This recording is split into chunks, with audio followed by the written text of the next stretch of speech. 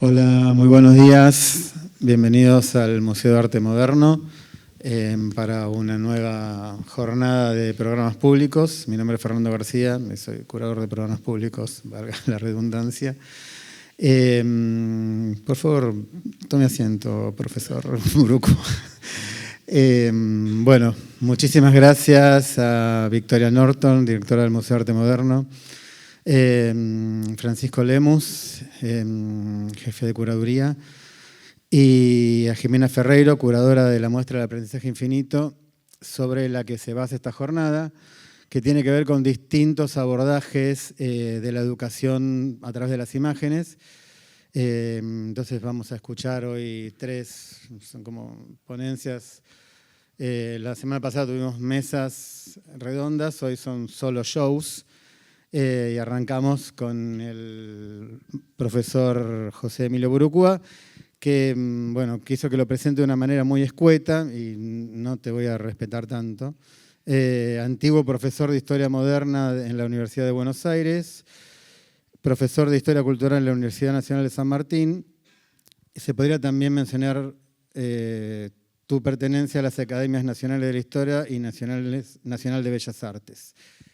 Además de eso, quiero decir que lo que me inspiró la idea por la que lo convoqué a José Emilio es, bueno, como podrán ver, Modos de Ver, es una referencia al libro de John Berger, pero sobre todo la cátedra de atribuciones que José Emilio dio en el IDAES, el Instituto de Altos Estudios Sociales de la Universidad de San Martín, que me llevó a pensar esta charla como con el título de Lo imborrable, marcas de la antigüedad clásica en la cultura visual contemporánea. Simplemente quiero decir que José Emilio es doctor en Filosofía y Letras y voy a nombrar algunos de tus títulos, a pesar de lo escueto de la presentación que vos querías. Historia, Arte, Cultura de Avi Barbour a Carlo Ginzburg, El Renacimiento Italiano, una nueva incursión en sus fuentes e ideas, y El mito de Ulises en el mundo moderno, entre otros. Así que, bueno, por ahora nada más de mi parte, los dejo con el maestro Burucúa. Muchas gracias. Muchas gracias por venir y también reconocimiento a tanto la directora del museo como al personal, entre quienes tengo antiguos amigos, Gabriela Conte, por ejemplo, y a Fernando García, ¿no?, que ha tenido la idea de agregarme a este grupo de expositores de hoy, donde está Diana Eisenberg, se pueden ver obras de ella acá en este momento en el museo, y que es una de las artistas argentinas que más conoce y utiliza, ¿no?, la historia del arte para su propia obra. Y luego con Rafael Cipollini, que yo diría que tanto Rafael como Fernando, leer sus textos me permite a mí sumergirme en el mundo contemporáneo del arte y de la estética y en una medida superior, yo diría. No frecuento esos temas, pero cuando encuentro textos de ellos del siglo XX y incluso del siglo XXI, los leo para saber de qué se trata. Así que muy agradecido a todos ellos. Y hoy quisiera presentarles entonces a ver, ahí está.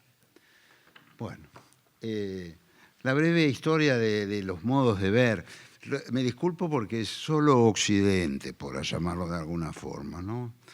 Yo debería de haber hecho el esfuerzo de ver otros horizontes de civilización, pero por cierto que no los conozco como para poder hacer aquí una presentación. Estoy estudiando, pero no los conozco todavía. Entonces me voy a limitar a lo que podríamos llamar las artes y la estética y los métodos euroatlánticos. Yo creo que habría tres ámbitos, tres líneas. La primera es la de la connoisseurship, que parece haber sido en realidad la la primera que aparece en nuestra disciplina y que está muy asociada a los movimientos, podemos decir, los cambios en la historiografía europea. Desde fines del siglo XVII y durante todo el siglo XVIII, la historiografía europea atravesó enormes cambios, hasta cierto punto una revolución, que la estudió muy bien un italiano, Arnaldo Momigliano, que emigró de Italia durante la persecución antisemita y se radicó en Londres, y ahí publicó textos realmente luminosos sobre el problema de la historiografía europea. Y él ahí hizo una distinción que me parece que vale también para el campo de la historia del arte.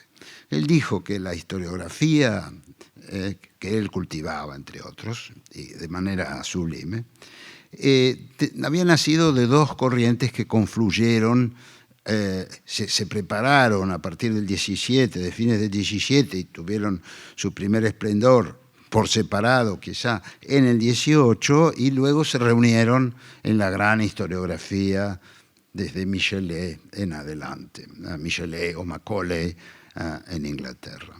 Las dos grandes corrientes son las del anticuariado, es decir, el interés por los objetos que había dejado la antigüedad, estas huellas eminentes, ¿no?, de las que acaba de hablar Fernando.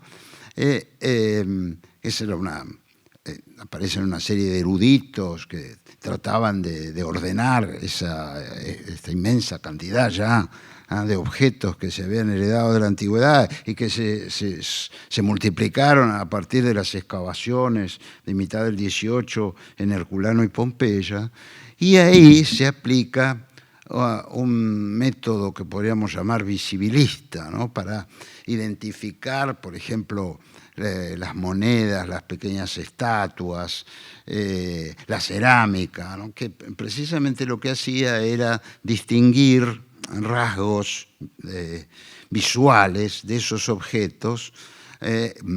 Alguno de ellos los llevaba a una fecha clara y ya indiscutible, y eso permitía fechar otros y armar una serie cronológica histórica de los objetos. Y eso, el anticuariado de fines del 17 y principios del 18, fue magistral.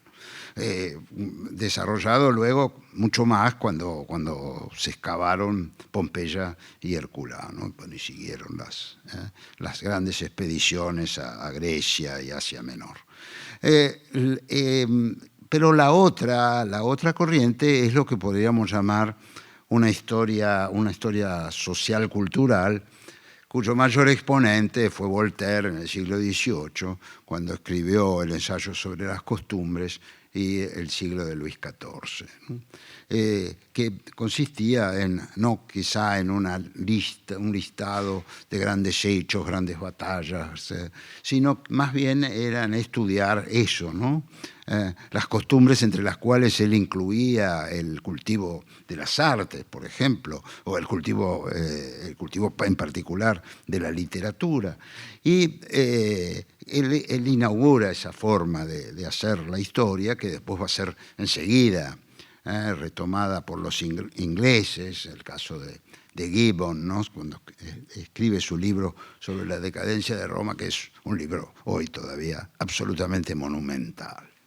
Y las dos se anudan, tanto el anticuariado como esta historiografía basada más que nada en el análisis de la sociedad y de la cultura, se anudan en el siglo XIX, y podríamos decir que ahí nace la historiografía moderna.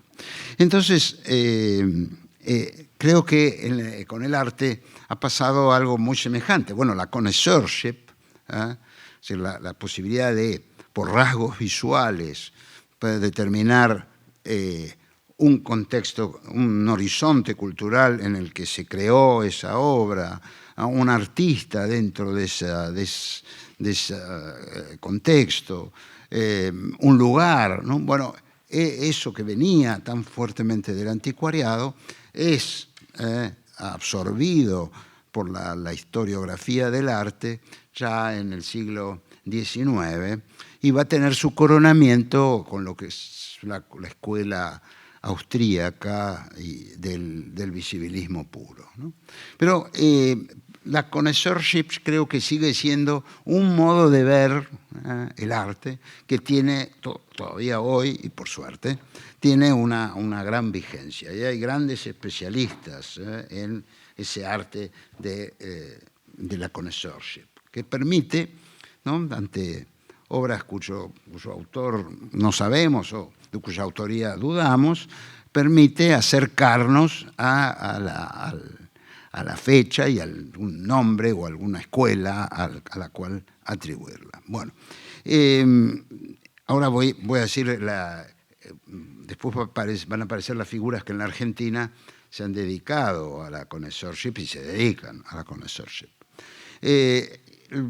Esa sería una. La otra es la que aparece ahí ilustrada, llamemos así, en la segunda, la dupla esta de Hals y Bronzino, que sería la historia social que, si bien algunos la distinguen mucho y radicalmente de la iconología, yo creo que no, obedecen más bien al mismo impulso y por lo general se han entrelazado. Y hoy siguen siendo dos territorios muy frecuentados, ¿no? El de la historia social y el del análisis iconográfico, iconológico.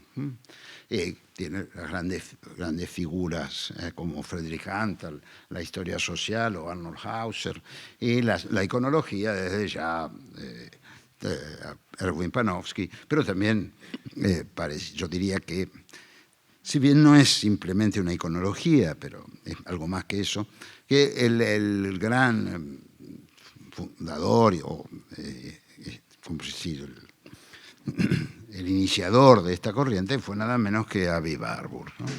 Y por último, esta historia diacrónica, que es una propuesta, yo diría, la forma de llamarla a esta corriente es una propuesta nueva, pero existe desde hace tiempo, ¿no?, que es comparar o poner en juego un estudio del pasado lo más denso posible, tomando en cuenta, bueno, los avances o los aportes de la connoisseurship, de los de la historia social y la iconología, pero lo más densa posible del pasado, de un fenómeno estético y artístico del pasado, para luego ver su resonancia en el presente, la resonancia que puede tener para aclarar o empezar a quitar la niebla de los problemas acuciantes y los dilemas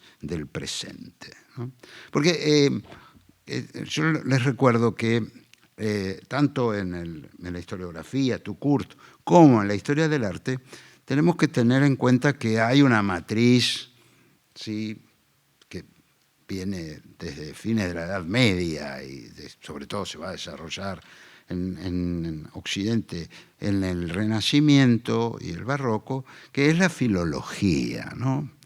Y los filólogos, según los estudios que hicieron Jauss e Isser, ¿sí?, en los años 60-70, los filólogos guiaban su trabajo en el 17, por ejemplo, donde hubo grandes eruditos, por, podríamos decir, 4 categorías, que ellos las llamaban las sutilezas, ¿no?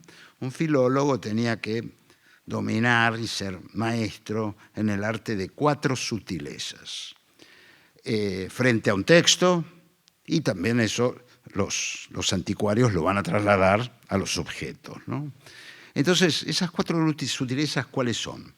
La sutileza de la descripción. Primero hay que describir, ¿sí?, el texto, el contenido del texto, o en el caso de una obra de la plástica, el material, la representación de la que es vector ese objeto.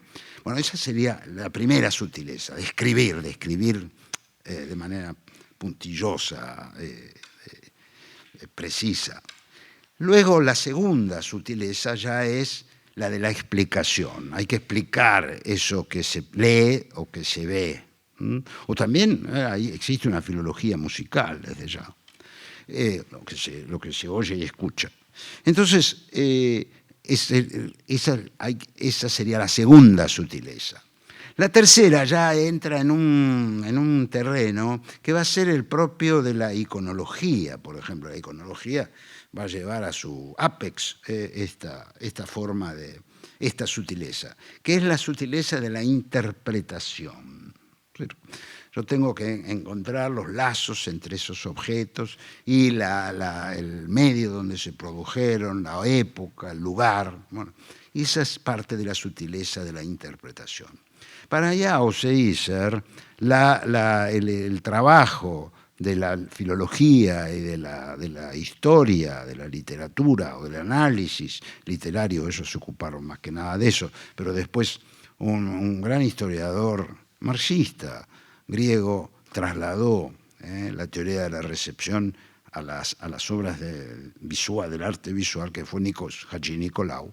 Extraño recorrido, pero lo hizo de modo fantástico, ¿no? En un libro muy bello en el que él analizó las lecturas, todas las lecturas o las apropiaciones históricas de la libertad guiando al pueblo, pintada por Delacroix, ¿no? Un libro extraordinario. Entonces, para estos, podríamos decir, críticos ya culturales, de la que establecen la teoría de la recepción, había que frenarse en la sutileza de la interpretación, sutileza de la descripción, de la explicación y de la interpretación. Pero los antiguos filólogos, por lo menos hasta fines del siglo XVII, le agregaron una cuarta, que para Jauss e Isser no tenía cabida en lo que podríamos llamar las formas académicas de la filología, que era la sutileza de la aplicación. ¿Sí? Es decir, aplicar todo eso que conocíamos del pasado al presente, ¿no? Para ellos eso lo dejaban aparte, ¿no? Porque claro, ahí ingresaban problemas y perplejidades de los individuos que ellos decían había que dejar de lado para crear un conocimiento compartido, ¿no? Y un conocimiento, según su perspectiva, se perdía solidez en lo que se había logrado en el plano del conocimiento al introducir la sutileza de la aplicación. Por supuesto que esto a su vez venía, ¿no?, de la hermenéutica bíblica, ¿no?, donde ahí la sutileza de la aplicación era fundamental.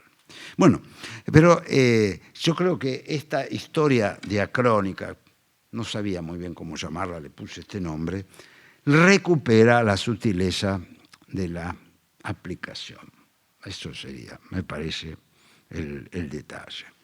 Y claro, yo he procurado hacerlo, y hay que tener muchísimo cuidado, muchísimo tiento, porque está ese peligro al que se refirieron Jauss e Isser, ¿no?, que es de distorsionar todo lo que se ha investigado y encontrado y validado al utilizar las otras sutilezas. Pero bueno, por eso es que aparece esta distinción.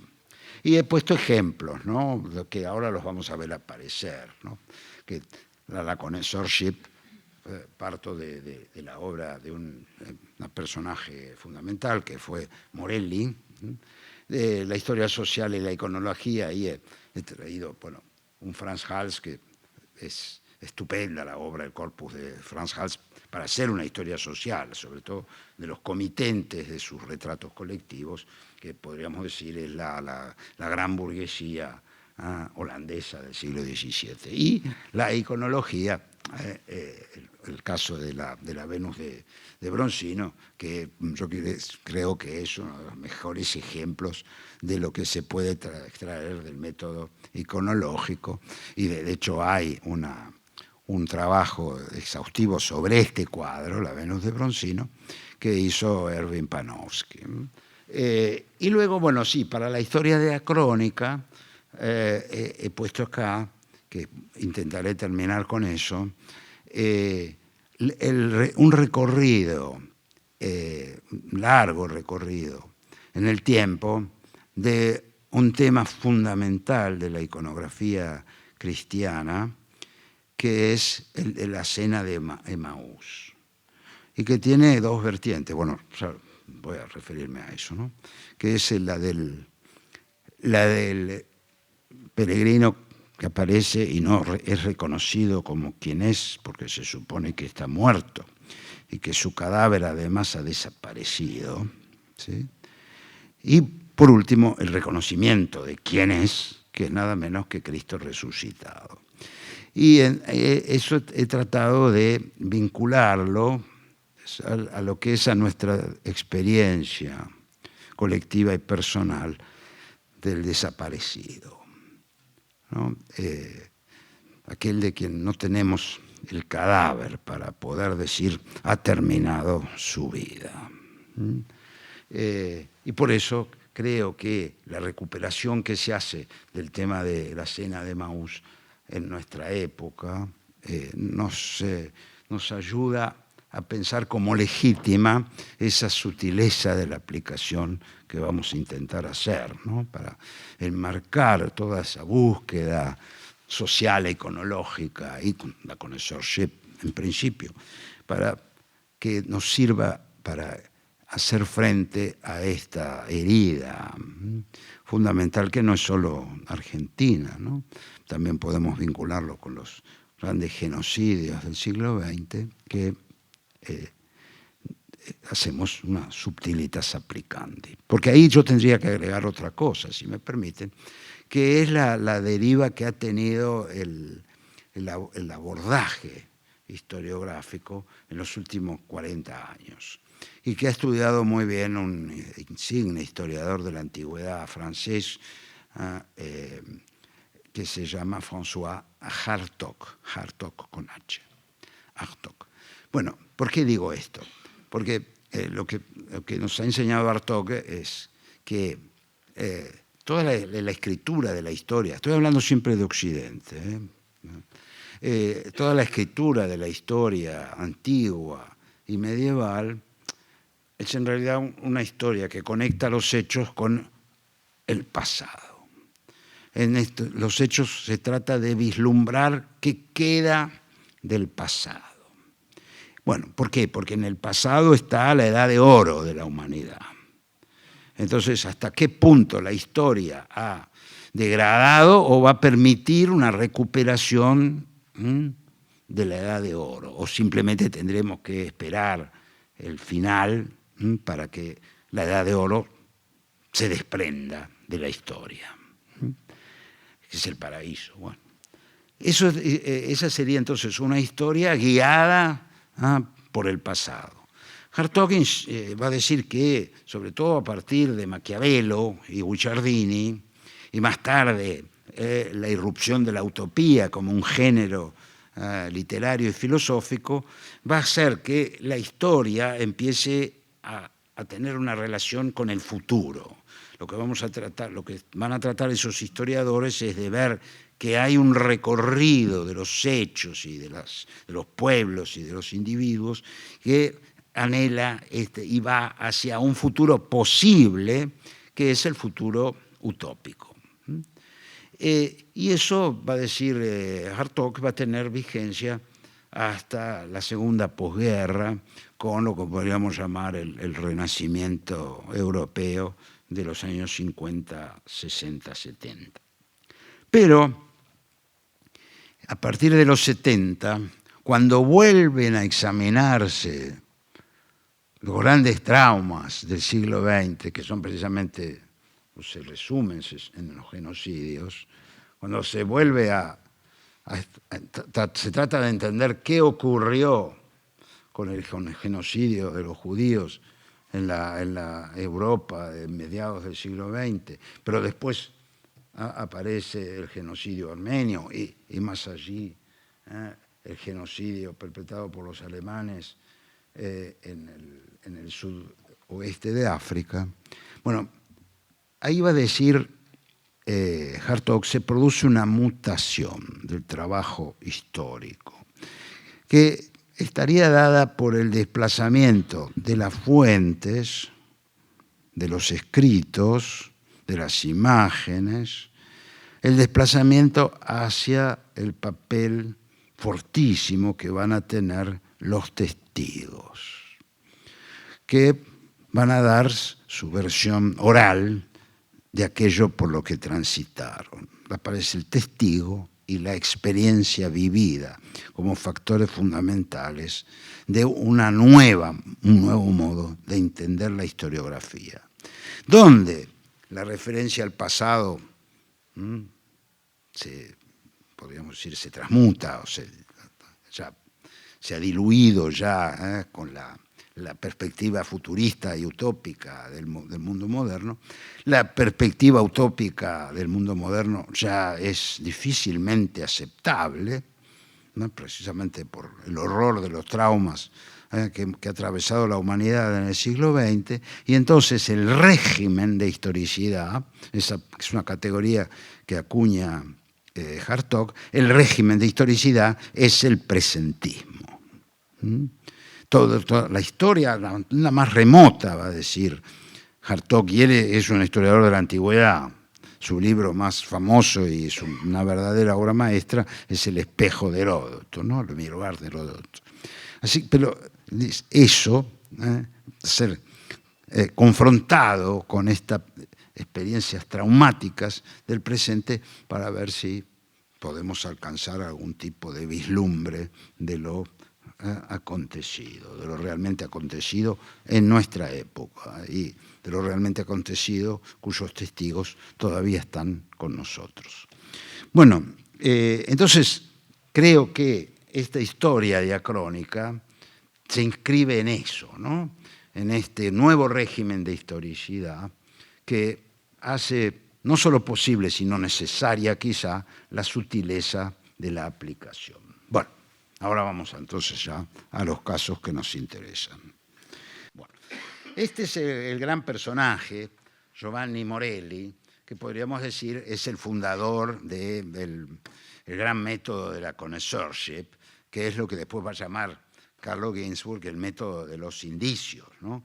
En donde cómo hay que analizar lo que uno ve.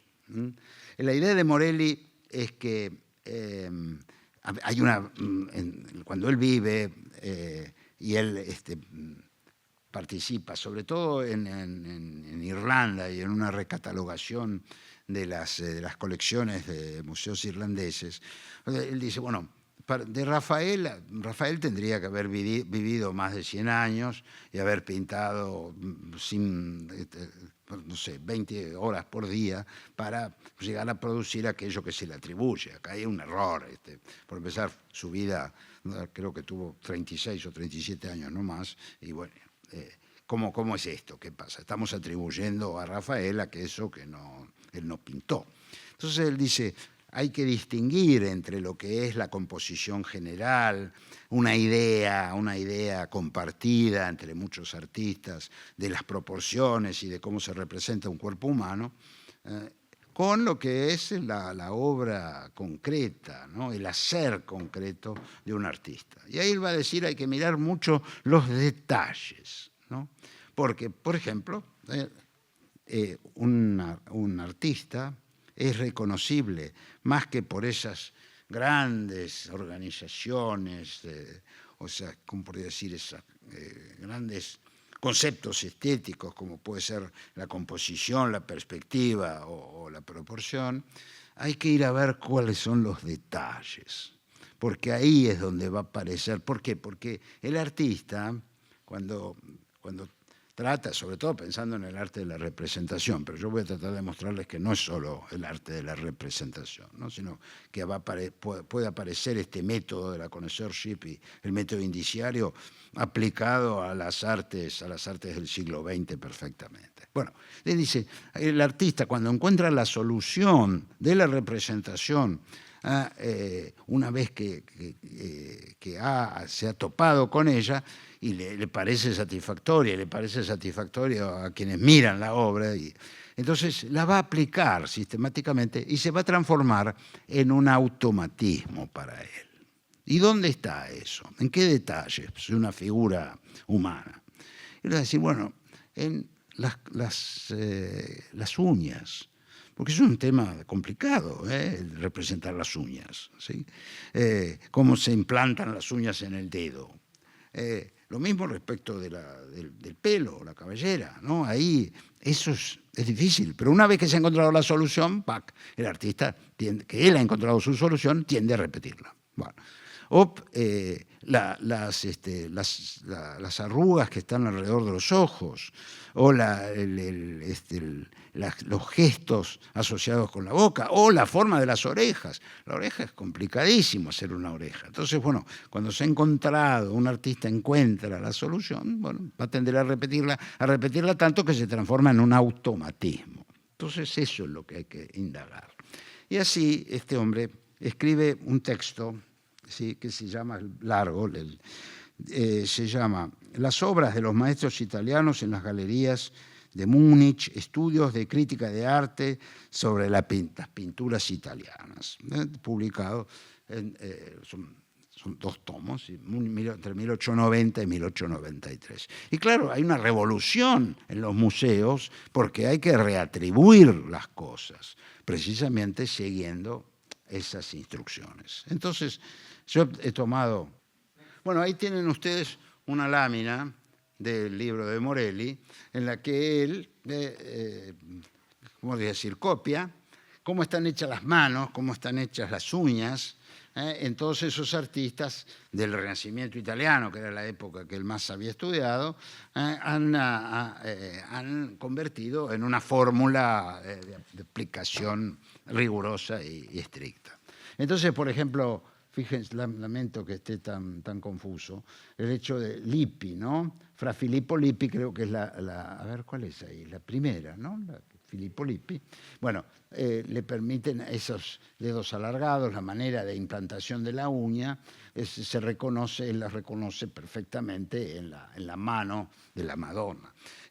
Pero, lógico, esto es una obra muy bien documentada, se sabía que era de Lippi sin necesidad de hacer este análisis. Pero eso a él le sirve para que, bueno, si esto está documentado que es un Lippi, y están hechas de esta manera los dedos, las uñas, bueno, entonces yo puedo extrapolar y cuando aparezca personajes con esa forma peculiarísima de representar las manos, lo puedo decir que es probable que sea un Lippi. A la que sigue, por favor, que es lo mismo con Filippino Lippi, ¿no? El hijo. Ahí estaría la forma en que representa las manos, que eso se ve muy bien en las manos del ángel y también en las de María. Bueno, créanme si no queda demasiado claro aquí que es así, si no pueden revisar el libro de Morelli. La que sigue, esta sí es más clásica todavía, son los dedos de Botticelli, ¿no? Ahí sí que está clarito que se corresponde perfectamente con el esquema que ha hecho Morelli en su libro. Bueno, a ver la que sigue, por favor. Y tratando de hacerlo ya con aquello que no trabajó Morelli, bueno, porque es algo que hemos aplicado todos los historiadores del arte en algún momento de nuestras carreras, por ejemplo, lo que se ha hecho en el caso de la Aleijadinho, ¿no? El escultor brasileño de fines del 18, principios del 19, bueno, se ha tomado las manos, que son muy peculiares, ¿no? Y precisamente la manera en que organiza la representación de las falanges y la manera en que se inserta la uña en la última falange. Y bueno, ahí en la mano esta del Cristo que lleva la cruz es el ejemplo prototípico y cada vez que aparece eso, bueno, esto es de la Aleijadinho, ¿no? Y que por lo general las manos eran más finas en esa época, en la escultura, ¿no? Yo recuerdo que una vez se llevó al Museo de Bellas Artes una educación de la Virgen muy bella, que procedía de Brasil, pero bueno, y se decía que era de la Aleijadinho, era imposible. porque precisamente las manos eran de dedos alargados, muy finos, con unas uñas apenas distinguibles, siendo que para el aleijadinho eso es el gran momento, podríamos decir así, de la representación de la mano. Pero fíjese que lo hace tanto en la que sigue, por favor, lo hace tanto en la escultura de madera como en sus grandes esculturas en piedra, ¿no? Pues este conjunto de profetas en Congonhas do Campo. La que sigue, por favor. Entonces, lo que yo he procurado mostrarles es que esto también, esta manera de aproximarse a la obra y de distinguir con claridad el artista, la escuela, el momento, el lugar, es perfectamente aplicable al arte del siglo XX, ¿no? En el caso, por ejemplo, del cubismo analítico, el de Picasso se reconoce muy rápido por su insistencia en los grises, ¿no? Y después, bueno, he traído acá la cara del retratado, que es Ambroise Vollard, para ver hasta qué punto es posible, es también el cubismo un arte de representación en donde es perfectamente reconocible el retrato de quién se trata, ¿no? La que sigue es la de Braque. Ven que hay una pequeña diferencia, punto tal que a veces, sobre todo en la época en que pintan juntos, en Costa de Ebro, ahí a veces resulta difícil distinguir entre uno y otro, pero yo he traído acá dos ejemplos donde queda bastante claro, ¿no? Hay, decir, una claridad de la paleta, la aparición de ciertos tonos que no son, que van más allá de la escala de los grises, que es propio de Braque, ¿no? Y yo creo que además, si uno con una lente de aumento como se indaga la pincelada, ahí va a aparecer con fuerza. Eso también hay que hacerlo, ¿no? Con lentes de aproximación, ver la pincelada. La pincelada también puede ser, dentro de esta connoisseurship, un detalle fundamental para la atribución. Precisamente Fernando se ha referido a atribuciones, que fue una materia que yo enseñé en la Universidad de San Martín, pero no inventé absolutamente nada. Yo la heredé de Héctor Esquenone, del gran maestro Héctor Esquenone, que tenía esa materia, pero no era una materia separada, sino que estaba integrada a la historia del arte del barroco, que era su asignatura en la Facultad de Filosofía y Letras. Pero fue estupendo porque había, de las 3 clases semanales, había una en que se hacía atribuciones. Si le presentaba una obra, no por supuesto la Gioconda porque es fácil, pero pues, no sé, una obra pequeña de grandes artistas o obras significativas de artistas de segunda línea, póngale, y entonces había ahí que, a partir de los detalles, descubrir de quién se trataba. Era apasionante, ¿no? Y yo traté de imitarlo ya creando una materia por separado, atribuciones, donde, bueno, se planteaba esto directamente, no se iba mucho más allá. Bueno, acá está Roberto Amigo, que también ha sido profesor conspicuo de esta materia, ¿no? Entonces, la que sigue, por favor, ahora sí, claro, aquí inmediatamente lo reconocen, ¿no? Este es Juan Gris, que devuelve esa, ¿cómo podemos decir?, esa fusión de pequeños planos y segmentos que había hecho el cubismo analítico de Picasso y de Braque,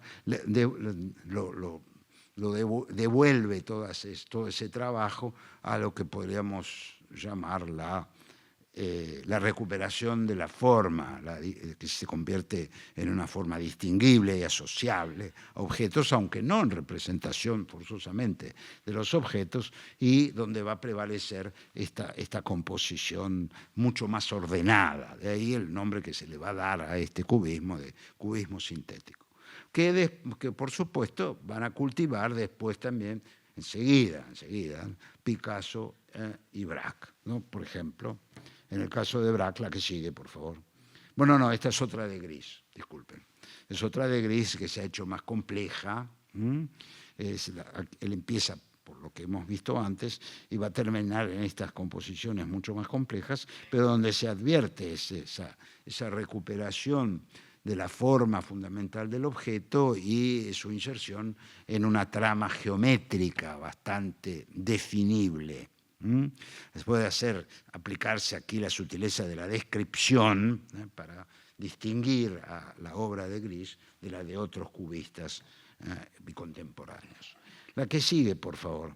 Esta, no necesito decirlo mucho, es de Braque, donde, bueno, va a aparecer esa experiencia de el color, la paleta y además algo que se había perdido con el cubismo analítico que el propio Braque había dejado de lado, que es la curva, ¿no? La curva. Podemos decir entonces, en nuestro ars describendi pueden aparecer esos rasgos como los que nos permiten atribuir algo inmediatamente a Braque. La que sigue, por favor, es Picasso, el cubismo sintético de Picasso, también es inmediatamente reconocible. Hay una supremacía aquí de la geometría, una geometrización de lo representado, ¿no? Que es ¿cómo se puede decir? El acento picassiano, y que va a ser retomado y desplegado a su vez con una forma peculiar por la que sigue, por Petoruti. Petoruti, si hay algo con que vincularlo, creo que es con el cubismo sintético de Picasso y también con los futuristas. Y bueno, ahí va a dar los futuristas, el movimiento. Hay un movimiento acá que no está ni en Braque ni en Picasso, ¿no? Y que es un carácter patognomónico de Petoruti. Bueno, aparte de las referencias al bandoneón, es obvio que esto es una orquesta de tango. Entonces, la que sigue, por favor. Después, inclusive el informalismo, pero piensen que el informalismo, buena parte del informalismo es lo que llamaba el arte gestual, es decir, que en el gesto, ahí aparece otra vez la pincelada, ¿cómo se puede decir?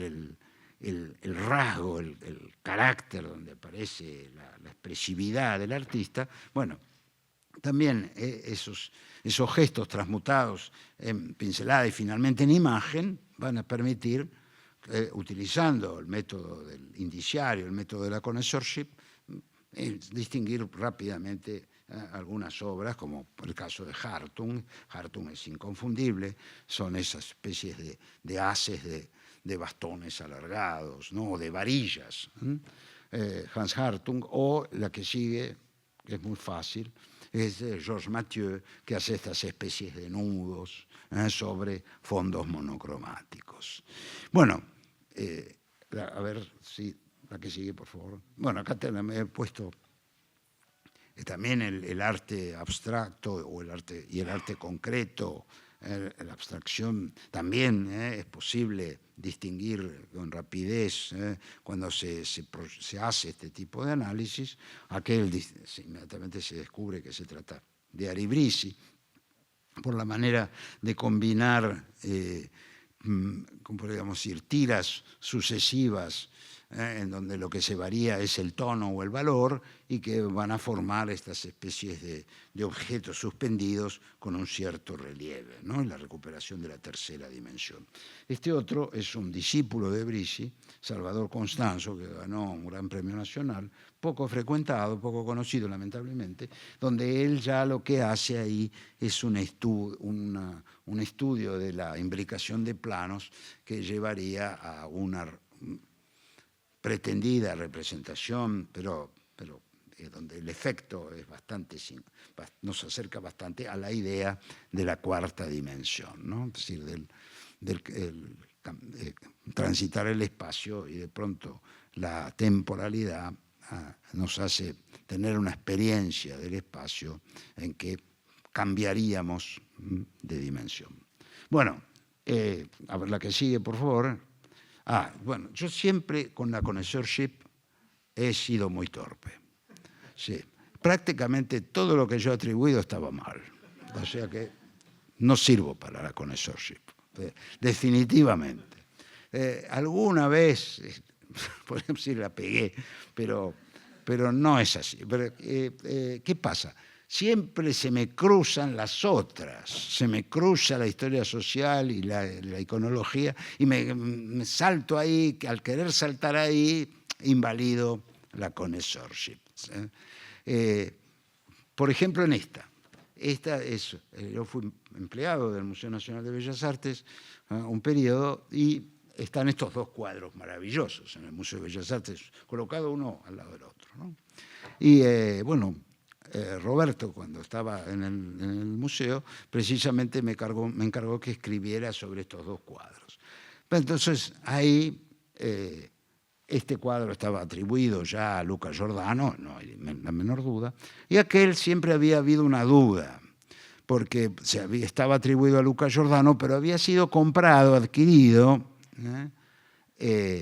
por quien donó el cuadro luego al museo, como un Rivera.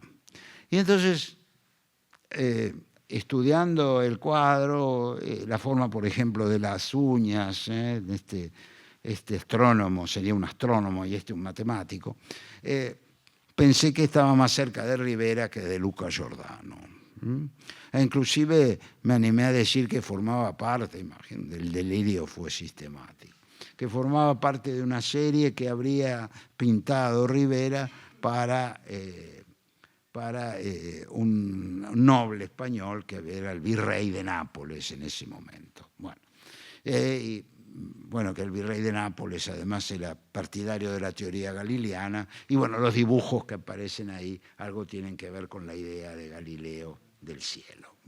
Entonces lo volví a atribuir rápidamente a Rivera. Ahora vino un especialista napolitano en los dos artistas y dijo: no, esto es un Luca Giordano, porque además hemos encontrado la referencia documental. Está documentado que este fue un cuadro, aquel, ¿no?, que salió del taller de Luca Giordano y fue comprado, y se ha seguido el rastro del cuadro hasta que termina en el Museo de Bellas Artes. De manera que ya está. No, la atribución por connoisseurship había fallado. La que sigue, por favor. Acá está, creo que ya la foto del gran maestro, no, para atrás, ahí, del gran maestro Héctor Esquenone, que es el que cultivó este método, pero también los otros, o este abordaje, pero también los otros, y con muchísima solvencia, porque gracias a él conocemos la iconografía y la iconología nada menos que del arte colonial, ¿no? Sus libros monumentales sobre las series de pintura de santos, de las pinturas de las crucifixiones, las pinturas de los temas del Antiguo Testamento, en el gran corpus de la pintura colonial, son libros de consulta necesaria, y lo serán, creo, para siempre, porque se pueden agregar cosas, pero la clasificación y la exhaustividad de esos trabajos no van a tener, creo, parangón. Así que, bueno, acá está el querido maestro. La que sigue, por favor. Vamos ahora entonces al segundo abordaje, que tiene que ver con una historia social de las artes, y en una segunda etapa con la iconología. Bueno, el retrato, por supuesto, que va a ser el gran género de lo que podríamos llamar el abordaje sociohistórico, ¿no?, de la obra de arte. Y empiezo por estos retratos colectivos estupendos, y de los que hay muchos en el Museo Frans Hals de Haarlem, en donde se le encargaba a este artista la representación de las compañías militares, pero podríamos decir militares de hombres de la ciudad, de burgueses, que podían convertirse en combatientes en casos de emergencia, ¿no? Y formaban las milicias de las distintas ciudades de Holanda. Esta fue podríamos decir, una forma de organización de la milicia que tuvo que ver con la larga guerra, la guerra de los 80 años, por la independencia de los Países Bajos del poder español. Pero en época de Frans Hals, en Haarlem, existían muchas de estas milicias cívicas, este es San Adrián, y Frans Hals se transforma en el gran especialista de este género, podríamos decir. ¿Por qué? Por la capacidad de retratar acá podemos estar los individuos, se los ha podido reconocer, se puede decir, este es tal cual, este es tal otro, ¿no? Porque además existen registros de eso. No hay uno que sea igual al otro, no hay uno, no repetía, sino que retrataba escrupulosamente a los miembros de estas milicias. Los vestía, él les ponía el estandarte, en algunos casos están también con las armas, empuñando las armas que utilizaba. Y esta fue una fórmula que él utilizó realmente sublimándola, pienso yo, ¿no? Por este trabajo estupendo ahí podríamos volver a la connoisseurship, cómo hacía para lograr estos efectos cromáticos. Bueno, pero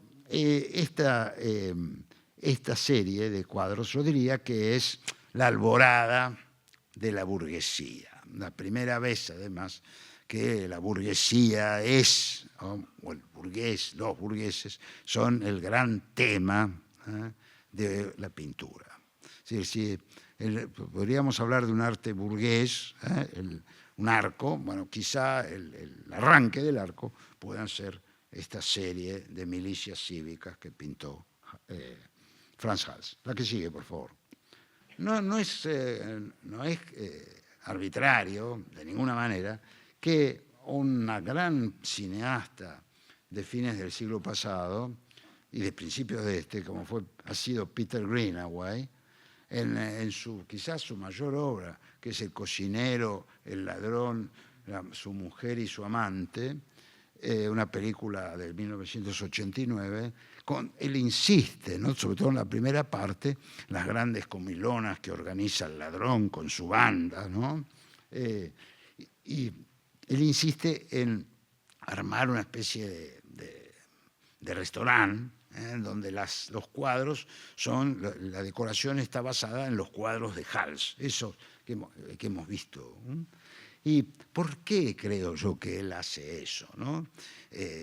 Inclusive el ladrón se viste él y hace vestir a sus cómplices, todos los tipos deleznables, los hace vestir como si fueran esos buenos burgueses comprometidos con la causa colectiva de la defensa de la ciudad, los hace vestirse igual, pero son todos una verdadera banda de delincuentes. Entonces, lo que yo creo, y además, bueno, toda la desintegración yo diría, de la sociedad burguesa es un poco el tema de la película, ¿no? Hay un arco ahí. Recuerden que además él mata al amante, lo mata. ¿Y cómo lo mata? Le introduce en la boca, porque el amante era un gran lector, sobre todo de libros sobre la Revolución Francesa, y lo mata ahogándolo con las hojas de un libro que era una historia de la Revolución Francesa.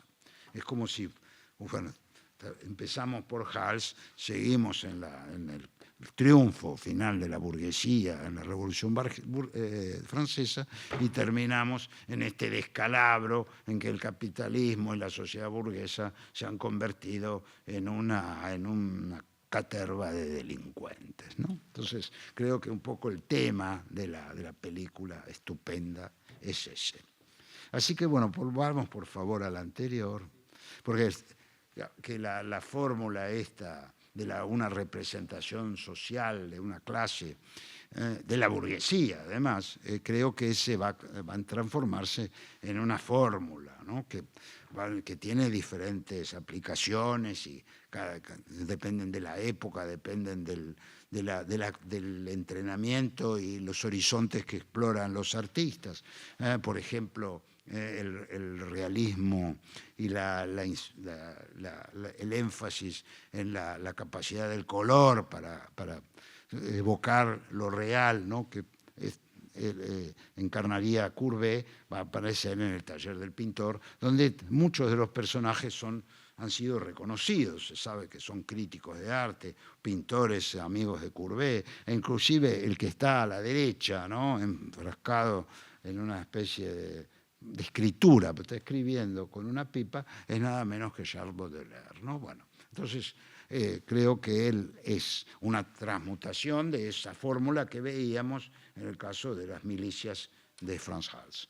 Pero es algo que sigue en el retrato colectivo de fines del XIX, principios del XX. Esta es una familia burguesa argentina, ¿no? Que se retrata, saca una fotografía de esta manera y que recuerdan estos ordenamientos compositivos de Hals, ¿no? He podido averiguar de quiénes se trata y están todos de negro, con esas caras de circunstancias, y son los hijos de una señora que ha fallecido y aprovechan que se encuentran en el velorio para sacarse la foto. Ok, la que sigue, por favor. Ahora sí es esta, pasamos. También la nobleza va a tener estos retratos colectivos con otros caracteres muy distintos a los de Hals. Acá se va a ver como una especie de gestualidad convencional que se refiere a la delicadeza de las costumbres, ¿no? A lo que podríamos llamar esa civilidad de los nobles, ¿no? De los nobles ya domesticados por la monarquía, lo que llamamos el acortesanamiento o la domesticación de la nobleza. Bueno, va a ser representado con estos grandes gestos así de distinción, de alejamiento, ¿no? De refinamiento de la mano, cómo son nacidos los objetos. Bueno, este es un retrato que hace Van Dyck de una familia noble inglesa. Ahí está toda la descripción. Pero también, la que sigue, en el siglo XIX o principios del XX, la fórmula va a ser resignificada, reformulada, también para presentar una representación del proletariado. Esta celebérrima representación de unos obreros marchando que hizo Giuseppe Pelliccia da Volpedo en 1901, justo al comienzo. Yo no sé si ustedes recuerdan, la película Novecento de Bertolucci empieza con una scoop de este cuadro. Bueno, es el cuarto estado, es decir, magnífica representación, es decir, del proletariado y de lo que se llamaba el cuarto estado. ¿A qué sigue, por favor? Pero también podríamos nosotros decir, ya en otro momento de la historia del proletariado, esta famosísima familia obrera que compone Oscar Boni con personajes reales de carne y hueso, que los instala en el Instituto de Itela y forman parte de la exhibición, ¿no? Pero que después la foto va hasta convertir en una representación o en una obra permanente, ¿no? Pero creo que la prosapia viene de lejos, ¿no? Viene de estos retratos colectivos o de estas poses, estos retratos de familia de la burguesía del siglo XVII, transita hasta prácticamente nuestros días y se corona por esta familia obrera. Familia obrera de los años 60, hoy sería bastante diferente. ¿A qué sigue, por favor? Bueno, entonces pasemos a la iconología, rápidamente, porque si no, no voy a tener tiempo de lo otro. Bueno, esta, como les decía, es una obra canónica, donde se ha empleado el método iconológico, ¿no? Es un cuadro en que se encarga Bronzino antes de 1545, la encarga el Gran Duque de Toscana. Las fuentes de la época sugieren que se iba a enviar de regalo al rey Francisco I de Francia. Eso está en discusión ahora por la cronología, ¿no? Precisamente porque se aplica la connoisseurship y se data mejor el cuadro en el corpus general de la obra de Bronzino. Y pareciera haber sido pintado después de la muerte del rey, así que no sería una pintura para ser enviada al rey de Francia. Es más, formaba parte y era uno de los cuadros predilectos de la colección del Gran Duque en Florencia, y aparentemente lo mostraba a los visitantes conspicuos, ¿no?, del Gran Ducado. ¿Y qué representa? Bueno, representa a Venus, Venus en todo el esplendor de su figura y el atractivo de su figura, pero también convertida en personaje principal, eje de una gran alegoría sobre el amor y el tiempo devorador de todas las cosas, entre otras, de los amantes, ¿no? Y entonces está Venus en una posición, fíjense ustedes, que recuerda, esto es interesante, recuerda la posición de la Madonna en el Tondo Doni de Miguel Ángel. Si ustedes desnudasen a la Virgen allí, tendría esta postura. Entonces, es interesante esto, ¿no? La transmutación que hay ahí de una fórmula para representar un cuerpo en esa posición, ¿no?, que se convierte en esta Venus, que además no tiene nada de Venus Urania, no es la Venus superior, sino que es extraordinariamente presente su carnalidad en ese beso, en ese gesto de su hijo Cupido, a quien ella con gran coquetería le roba una flecha del Carcaj también. Y después, bueno, todas las figuras que están rodeando a este dúo, ¿no?, y que aluden a, podríamos decir, a las bondades y los vicios relacionados con el eros.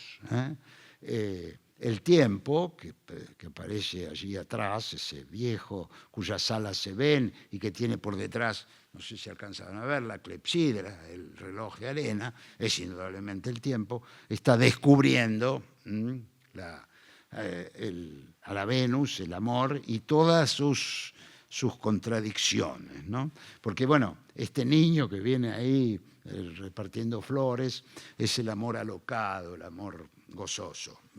Pero por detrás de ella está la hipocresía. Es esa muchacha ese monstruo, ese híbrido, ¿no?, que tiene una cara angelical, ¿no?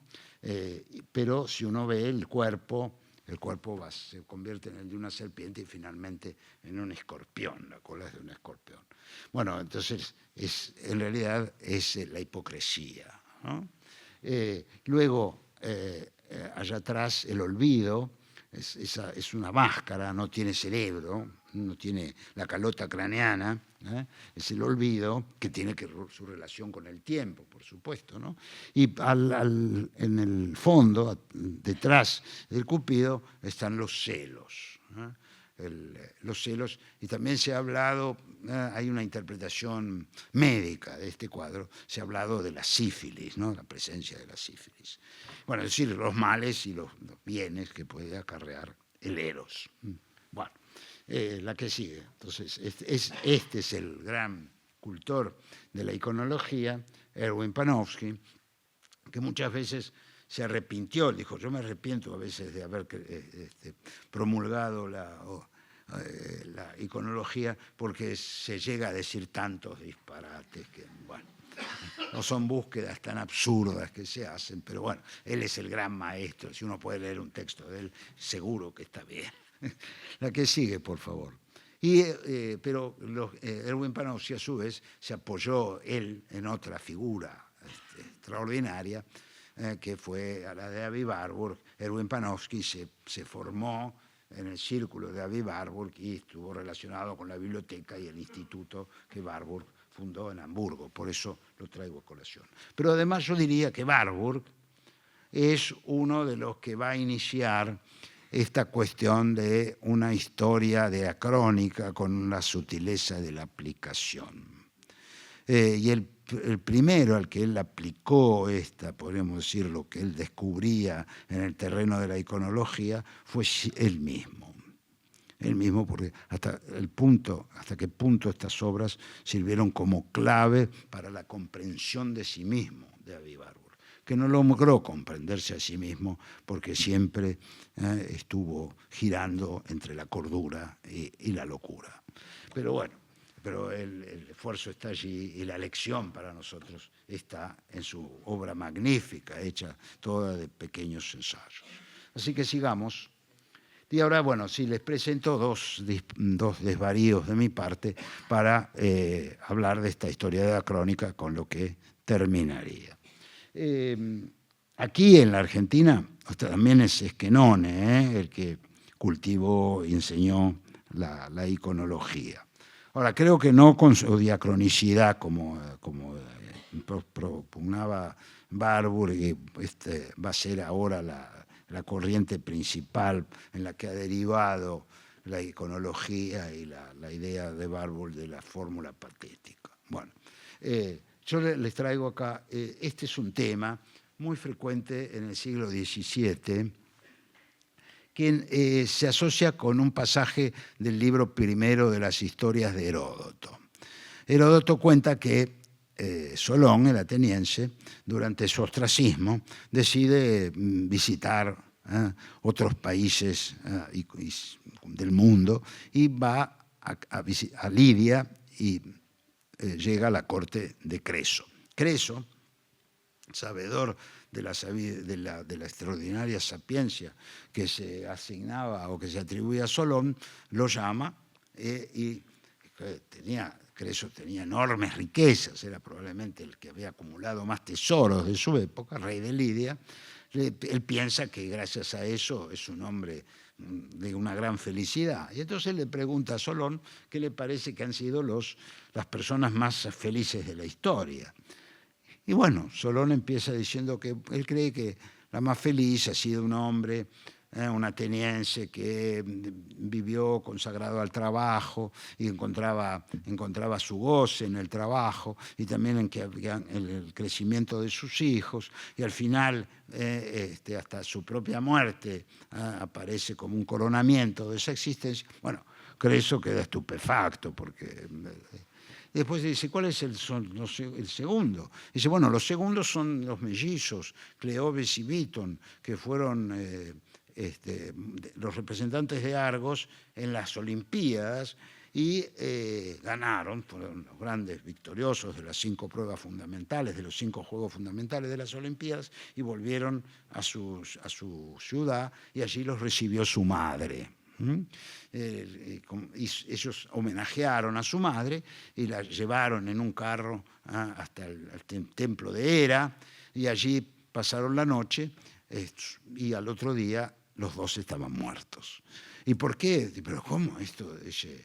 Creso está azorado, estupefacto, pero ¿por qué los más felices? Entonces Solón le explica, ¿no? Creso se indigna frente al tercer ejemplo que le pone Solón, más todavía, y lo echa de la corte. Pero Solón, antes de irse, le aclara, yo hago esto porque no se puede decir de una vida lo que es, lo que ha sido desde el punto de vista de la felicidad o la desgracia, hasta la muerte, hasta ver cuáles son las circunstancias completas. Bueno, y entonces Creso lo echa, pero después cuando él va a sufrir la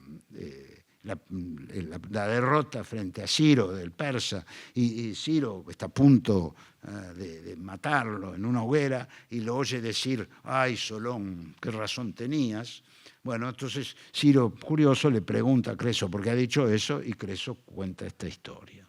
Entonces, la lección es que nada se puede decir de la felicidad o la desgracia de un ser humano si no ha completado el ciclo de la vida. Y aquí es donde yo hago aparecer el problema del desaparecido. Porque una de las grandes tragedias frente al desaparecido es que no podemos decir nada del ciclo de su vida. Porque suponemos una muerte atroz, pero no podemos terminarla. Y esa está en suspenso. Y eso es uno de los peores castigos. Probablemente no para el que la padece, porque lo más probable es que esté muerto, pero sí para todos los que lo rodean y no pueden completar el relato de esa vida. La que sigue, por favor. Esta es otra representación de eso, de esa escena, completamente distinta, completamente distinta. Y esta me llamó mucho la atención y la estudié muy a fondo con otras representaciones de la época. Ciro es el personaje ese ataviado ricamente, con un turbante, que muestra sus tesoros. Atrás está la alusión a la hoguera en la que va a morir, y Ciro que mira desde aquel palco, ¿no? Que llegamos a ver, perdón. ¿Dónde está mi...? Sos vos el que lo tiene. Señalá, no, ahí Ciro está en el palco, ahí está Ciro.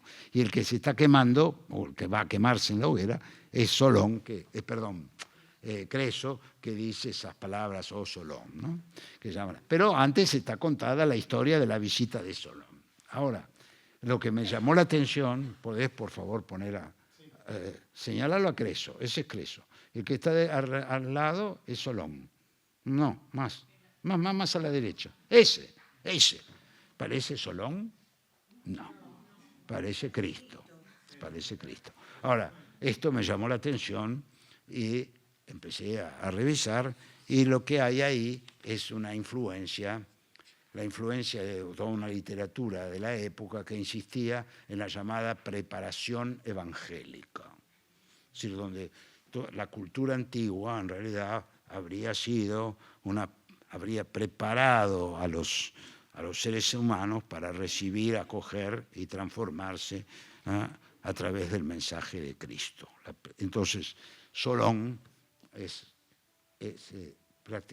Cristo. Y en esta época en que se producen y circulan los textos más importantes sobre este tema de la praeparatio evangélica, bueno, coinciden con esta serie que va a ser Franz Franken y su círculo, que va a insistir mucho. Hay muchas versiones que nacen del encuentro de Creso y Solón. Y en todas Solón, en realidad, es Cristo. Bueno, entonces, pero ahí está planteada la cuestión del desaparecido, también es eso, que no puede terminar su vida, ¿no? No pueden los que quedan, ¿no?, terminar el arco de su vida. La que sigue, por favor. Bueno, el que hace más de este tipo de abordajes, lo que podríamos llamar una historia diacrónica, es Georges Didier Huberman, basándose precisamente en la obra de Barbour, ¿no? En su texto muy, muy importante acerca de Barbour, la imagen sobreviviente, y sobre todo en un texto muy bello que él ha escrito sobre las fotos que se sacaron desde el interior de la cámara de gas, un preso griego en Auschwitz, y que fueron sacadas del campo y circularon luego y se han conservado. Son 5 fotos, que se llama Imágenes a pesar de todo, y que fue muy, muy criticado este libro por Lanzmann, diciendo que era una abominación haber presentado, no por Lanzmann directamente, sino por un discípulo de Lanzmann, ¿no? Y a su vez Didier Huberman contestó diciendo, bueno, es probable que muchas de las razones de Lanzmann sean legítimas. De todas maneras, la persona que sacó esas fotos del campo, los dos arriesgaron sus vidas para que eso ocurriera.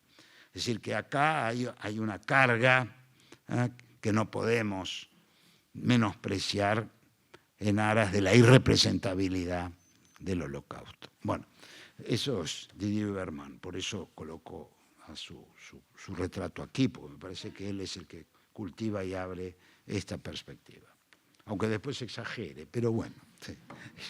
Pero es un reconocimiento. Además se escribe como los dioses, se escribe muy bien. La que sigue, por favor. Y este es el último ejemplo que voy a poner, que precisamente tiene que ver también, creo, con el desaparecido, que es el episodio de Emaús. y que ha merecido una gran... Uno podría hacer la genealogía de la representación de Emaús ya desde la propia, desde el arte paleocristiano hasta nuestra época. Y bueno, ¿y por qué encuentro que tiene que ver con el tema, que puede darnos algún indicio, después de estudiarlo, ¿no? Después de estudiar la genealogía iconológica, llegué a esa conclusión y a esa posibilidad de apertura a una subtilitas applicandi para nuestro gran trauma, ¿no? Pero, ¿por qué? Porque el cuerpo de Jesús ha desaparecido, ¿no? Y eso aumenta el espanto de quienes habían sido sus discípulos, porque es una cosa que no se comprende qué ha pasado. Y uno de los episodios fundamentales para comprender lo que ha pasado, la resurrección, se da en la cena de Emaús, ¿no? Contada por el Evangelio de San Lucas, donde hay dos peregrinos, no son dos peregrinos, son en realidad dos discípulos de Jesús que huyen, despavoridos de Jerusalén. Se dice que uno es Cleofás y el otro no se sabe con seguridad, pero uno sería un hombre maduro y el otro un joven. Y de pronto se huyen para refugiarse en Emaús, que se supone que es esa ciudad que se ve atrás, y de pronto se les aparece un peregrino, ¿no? Que los perturba algo, ¿no? Los detiene y se les suma para ir a Emaús. Y dice el texto que mientras van en camino, él habla de las Sagradas Escrituras, es decir, habla de sí mismo en realidad, ¿no? Porque es Cristo ese. Habla de sí mismo, de cómo ha sido prefigurado y profetizado en la Escritura judía, y bueno, y se sienten muy perturbados estos dos personajes, hasta que llegan a una posada en Emaús y ahí comparten la cena, y entonces cuando ese personaje, que no saben quién es, parte el pan, se dan cuenta de que es Cristo, ¿no? Entonces ahí aparecería que en la resurrección hace posible este completamiento de la vida, con el agregado de que en realidad es la vida eterna, ¿no? Pero creo que tiene que ver con toda la tradición antigua también que ponen en el centro de la escena esta imposibilidad, en el caso de ciertos muertos, de ciertos desaparecidos, de dar por terminada su vida. Que está tanto en Heródoto como podríamos decir en la Odisea, cuando ¿cómo se llama el personaje? El Pénor. El Pénor se cae de la nave de Ulises, no se sabe qué ha sido de él, y Ulises se lo encuentra en los infiernos y le pide, el Pénor, que por favor le dé sosiego a su alma y que le permita entrar al mundo de los muertos, haciendo la celebración, quizás en una especie de juegos, ¿sí? Para que él pueda ingresar al mundo de los muertos. Lo mismo le pasa a Palinuro en la Eneida, ¿no? Entonces, ahí aparece, ¿no? Esta cuestión del desaparecido otra vez. Y creo que en la cena de Emaús también es eso lo que está presente. Ahora, esta es una versión donde ya está Cristo en la cena, más que en el peregrinaje, porque tiene varios momentos y las representaciones son diferentes. Y la que sigue es quizá una de mis preferidas, que es de Alberto Melone, donde aquí indudablemente el peregrino es Cristo, ¿no? Por los símbolos que tiene en el sombrero, y que detiene, toca a Cleofás. Cleofás está asustado, el otro está confuso, ¿no? Y ahí empieza este viaje hacia Emaús. Si ustedes ven acá, a ver, ¿me permitís? Sí, gracias. Este es el de arriba, ¿verdad? Sí, este. Sí. Bueno, acá, si ustedes ven, ya están los tres juntos. En el medio está este peregrino, ¿sí?, que está contando y hablando de las profecías que lo anuncian. Pero acá está, créanme que esta es la Magdalena y este es el Cristo resucitado, es decir, que ya está la primera manifestación, ¿sí?, del desaparecido que reaparece, que es el noli me tangere, no me toques, ¿sí?, que sería la primera prueba de la resurrección y la recuperación de la vida. Bueno, sí, la que sigue, por favor. Creo que esta es la última. Ah, sí, soy yo el que lo tiene que hacer. No es la última. Está esta versión de Rembrandt, maravillosa, que es el momento en que, cuando parte el pan, descubren de quién se trata, pero acá Rembrandt ha inventado, ha imaginado que este reconocimiento se produce porque hay una gran luminosidad que hace reconocible el perfil de Cristo, ¿no? Que no le vemos los rasgos, lo único que vemos es el perfil. Este es un cuadro muy pequeño, ¿no?, pero de una gran intensidad emocional y religiosa.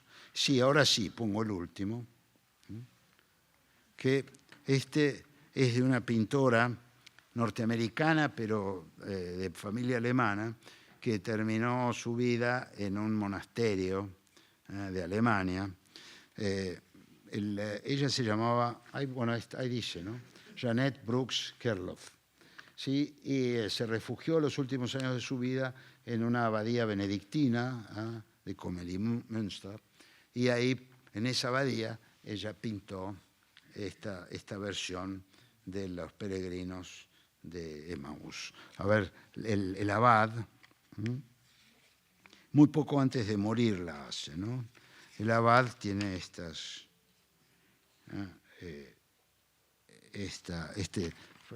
Cristo está reducido a su contorno, ¿no?, de este peregrino, el peregrino de Emaús. Pero el abad dice lo siguiente: ¿se trata acaso de un juego que evoca el color del hábito de los monjes, o bien de una alusión a los pensamientos tristes y oscuros de los discípulos de Emaús, o mejor aún, de una huella dejada por las tribulaciones, los dolores y los pesos de la existencia de todos los hombres de todos los tiempos? Bueno, yo creo que en esta historia única, ¿no?, inédita, incompleta, que fue inventada, yo creo, hacia el año 100 de nuestra era, resuenan ecos del texto de Heródoto, del mito del Pénor en la Odisea, del encuentro de José con sus hermanos, y aparece esta idea nueva de una resurrección que ha ocurrido en el interior de la muerte. Y bueno, Jean-Luc Nazis, cuando en un bello libro, no un pequeño libro, pero muy bello, que se llama Noli me tangere, no me tocas, habla más o menos en esos términos de las representaciones del Noli me tangere, como esta síntesis que absorbe todos estos mitos de la desaparición y la paz que debemos al muerto, y creo que mi abordaje se coloca en el mismo surco abierto por Nancy. Bueno, muy bien, gracias.